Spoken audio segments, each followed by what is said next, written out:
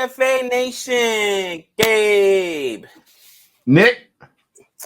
And we are here today to bring you a somber. That's right. A somber, at least on this side, episode of Cricket Convos. Okay, once again, we're off. I can't tell you. But anyway, it doesn't matter. It doesn't matter, Nick. Because honestly, this is I don't have to tell you. We're here to talk about the West Indies versus India series, West Indies versus India. As we were following, again, this was a huge week for us. First week back to school, I was in North Dakota dropping off my son. Funny story, I'm at the airport waiting to come back, and the plane is late, right, coming down. And then on the way down, there's a bird strike. You can't make this up. I'm like, a bird strike? I've seen this on TV. Those things are killer, yeah. I imagine that planes hit birds all the time, but I guess it went through the engine, so they had to call an engineer. Now, we're in Bismarck, North Dakota, which, population like maybe 70,000. There's like nobody there, bro. The airport has 4 terminals. So they had to call the dude. They had to call the dude to come in from wherever. It took them like 45 minutes to get there, 3-4 hour delay. Finally, they fixed the plane or whatever. I mean, you can't make it up, Nick. You can't make it up. It was the best weekend, but luckily my son went out there. He's super excited. We dropped him off at college, and it was a big moment for us. That's why we weren't able to attend. Obviously, our plans there had originally been to go see the West Indies or India tour of West Indies out there in Fort Lauderdale, Florida. But that being said, I'm glad I didn't, because if I had, everybody would have blamed me. Gabe mushed it. West Indies, no. West Indies mushed themselves. They mushed themselves. And it was so upsetting because at least in the first, 2 matches, even if the first match they got blown out, right, Nick? But in the second match, where they won the second match 141, the second T20 match, I should say, to 138, it's 1-1, and then they're in the situation where they could win the third T20 match. I think that would have given them so much momentum. This is before, of course, they went out to the USA and played out in Fort Lauderdale, and they barely lost that match by a run, Nick, and it's so frustrating. It is so frustrating. Now, India still had an over to go, but it was the fact that they just could not bowl in the depth. They just kept getting obliterated. And I'm following it like, guys, seriously. The bowling is what killed the West Indies, for the most part. I mean, their batting fell apart in the latter stages, and especially that one match. What they put up 100, to I think it was like 188 to 100, something insane like that. Still above my tridents, baby. Still above the criteria. Still above the trident. But dude, the bowling was just atrocious. I believe that had they won that match or gone up 2-3 in the series, it would have been a completely different dynamic once they went to Fort Lauderdale in Florida. But it didn't happen. But I mean, Nick, it is what it is. We knew that India was more than likely going to win. But to beat them 4-1, at least it wasn't a whitewash, Jihan, and everybody that was calling for a whitewash. But Nick, I mean, gosh, it's frustrating. And to me, I mean, we've talked about it. The West Indies have a lot of work to do. They had a lot of work to do. And I mean, where do you want to start, dude? Okay, so I'm going to be honest. I have like no structure for this video. I just want to talk about it. But let me just kind of clean a few things up, because I know exactly what Gabe was saying, but I think he was kind of going back and forth. The first 2 ODI matches were super, super close. Super, super close. India pulled those ones out. The third one, not close at all. Even with the Duckworth Lewis, that didn't help them out. The other kind of duck happened there, right? And then the T20 matches, they won the second one, West Indies did. Right. And then the third one was really, really close. And the last 2 were debacles.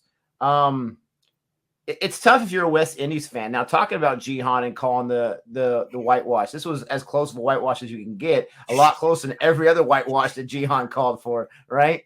And but I already know in the comment section. I already know. You don't have to type it, Jihan. I already know what you're going to say, that this doesn't really count, that India always thumps the West Indies. And I'm sorry, Don Antonio. I'm sorry, Renell. I'm sorry, Gabe. I'm sorry, Biggs, Rashad. I'm sorry to everyone. Hayden Walsh Jr., I'm definitely sorry. Yes, my because I think that the news came out today that the West Indies are back to an associate nation. That's Oh, what I you heard. shut your mouth. How I heard they got demotion. Mouth. Oh, listen. You take that back. Do you realize that like there's guys on the Indian squad that played in this series that know less about cricket than me and you do? I mean, are you aware of that right now?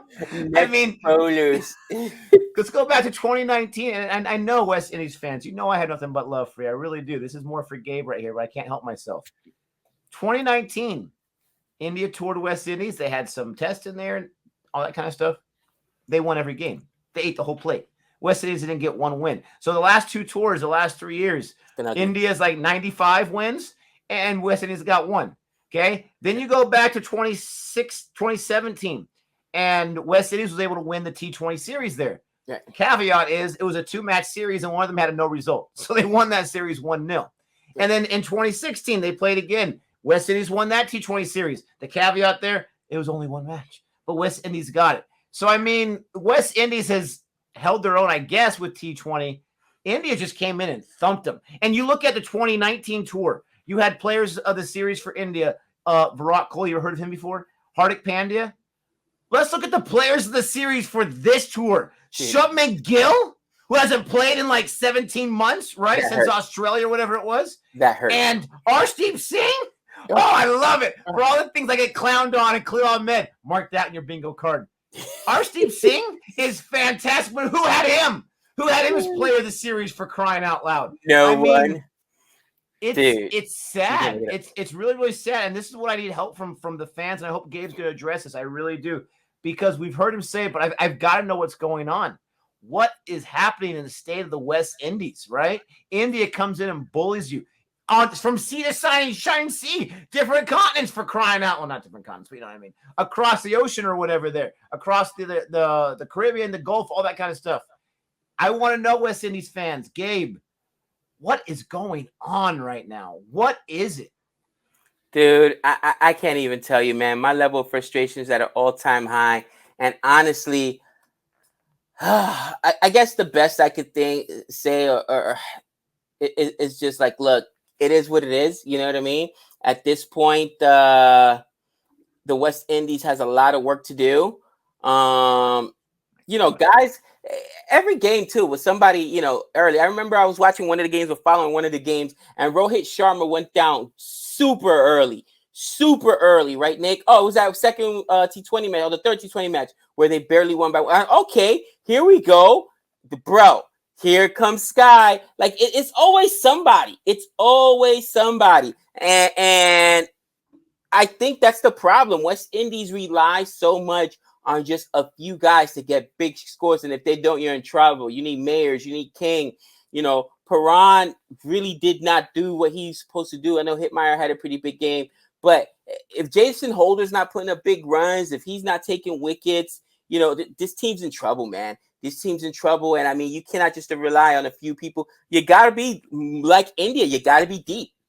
You've got to be deep, you know. And you know, my guy, Azuri Joseph, the night watchman, you know, did not take the amount. I mean, Azuri Joseph. You know, the night watchman. I love the name. You know, dude, it's just, again, something, I don't know, man. If it's coaching, if it's structure, maybe the West Indies just needs a shakeup, man. Just like England did. You know what I mean? England got that Baz ball going. Obviously, we're talking about tests with England, right? Because apparently, you know, Baz. The other formats are not very important right now. Aren't priority.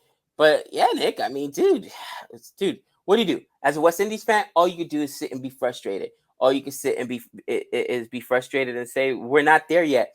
And are we building? Forget about we're not there yet. Forget about the laws. But are these going to be the guys to steady the ship? All right. We got Nicholas Pollard, right? After Pollard retired, Perron took over as captain. Is he going to steady the ship?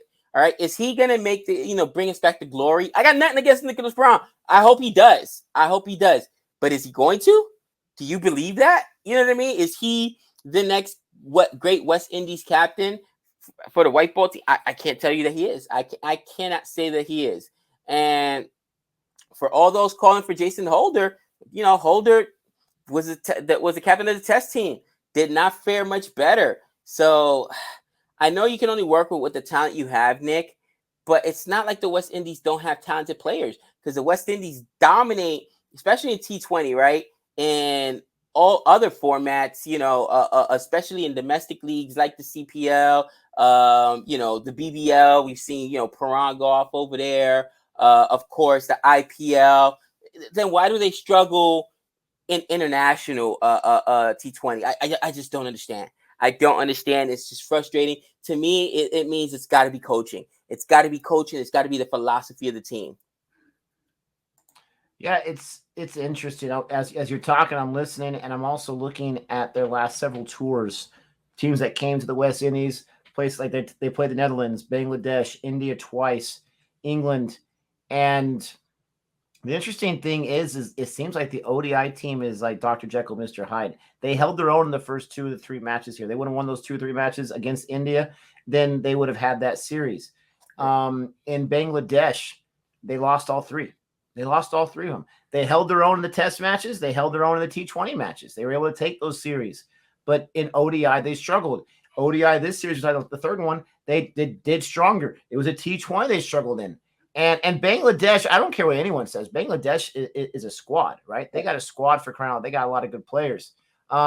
West Indies was able to win the test series against England. I believe 2 of those matches drew. And so they were able to get the one result there.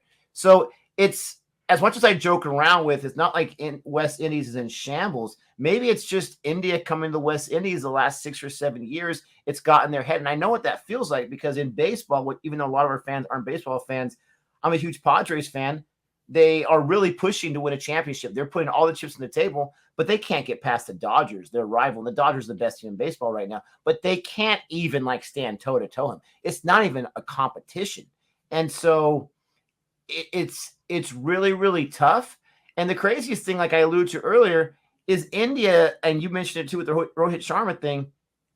They must have had 6 or 7 different captains, it seemed like, in this one tour of 7 or 8 matches. They had all these B and C players, which is what India's been doing for the last several years.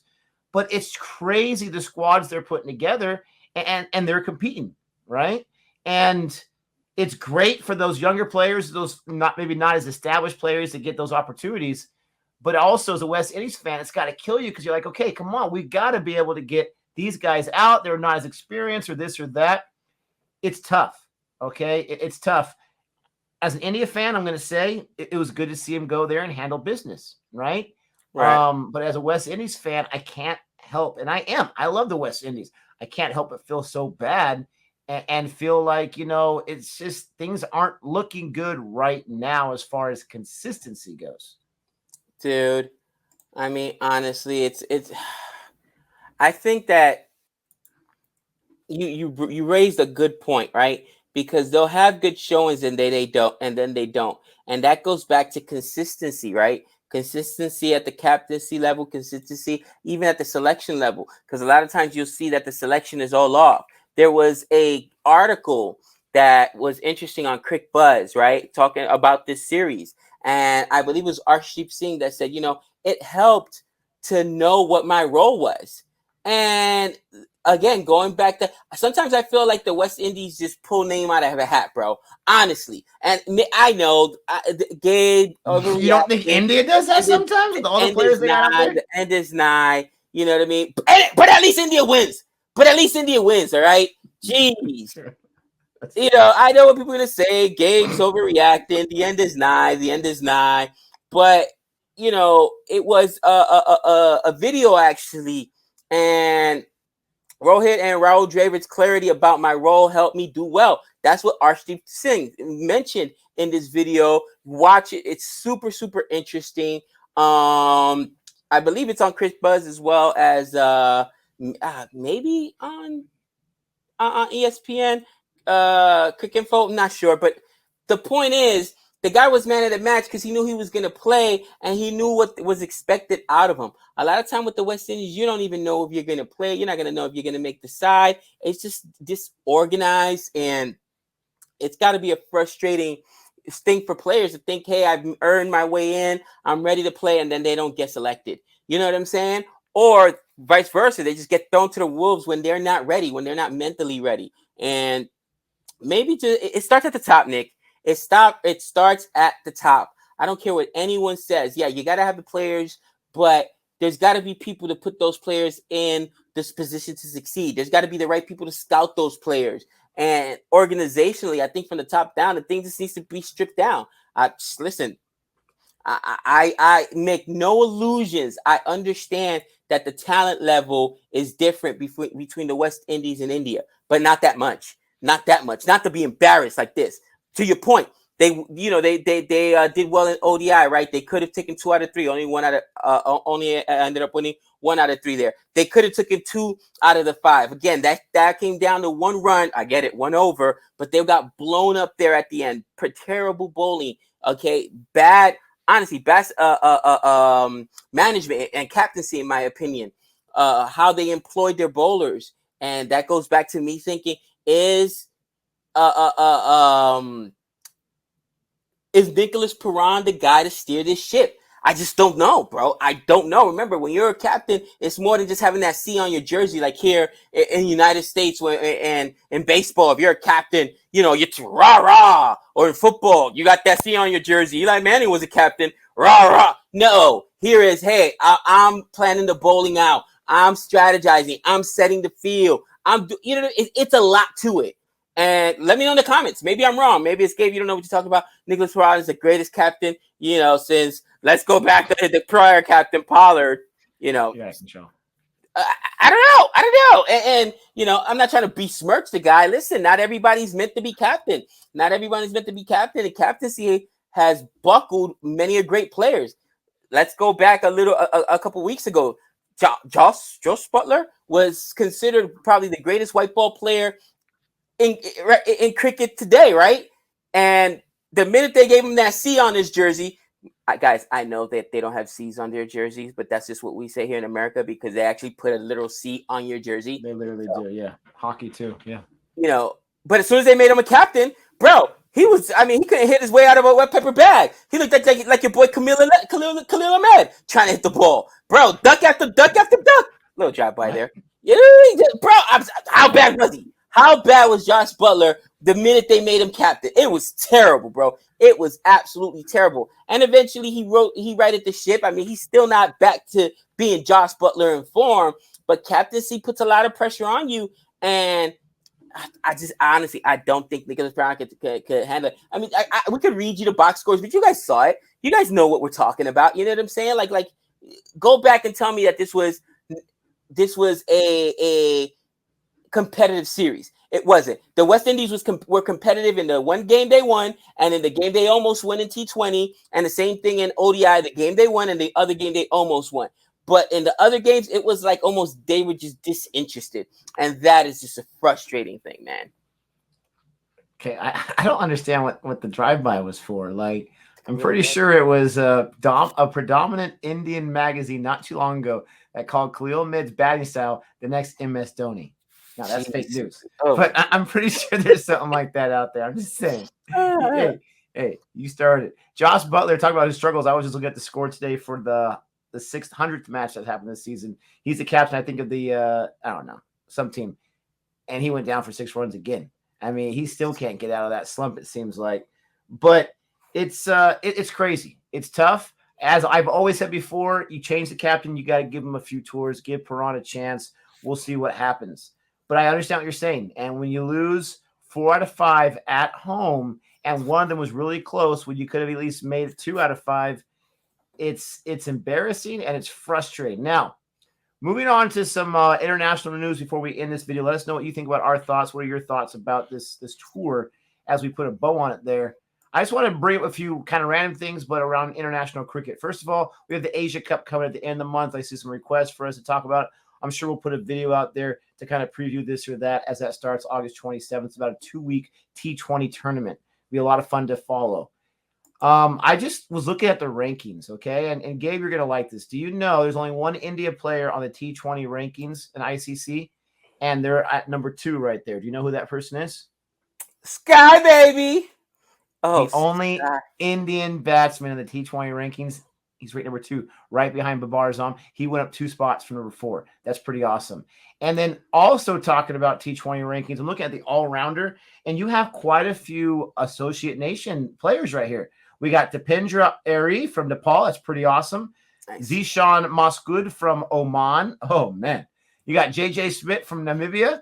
You got Rohan Mustafa from UAE. So I want to give a little bit of love to those Associate Nation teams and those players that play for them, because we got to give them love to the Associate Nations. I can't wait to see a U.S. player on there. We'll see what happens. I really be saying, oh, man, when I see a USA player there. But you just can't help yourself. I can't. An entire country is going to destroy me right now. And when you said Bismarck 70,000, I'm like, okay, Gabe, calm down. I looked it up. You're pretty much correct. I can't believe their population is so small. Bro, it's ridiculous. It's the second most populated city in North Dakota. I can't help myself. I'm being too rude today. Let us know what you think. Don't forget to like and subscribe. Thanks for listening to us babble here. And until next time. That's 6 runs. Stupid Oman joke. Dude, you love yourself some Oman.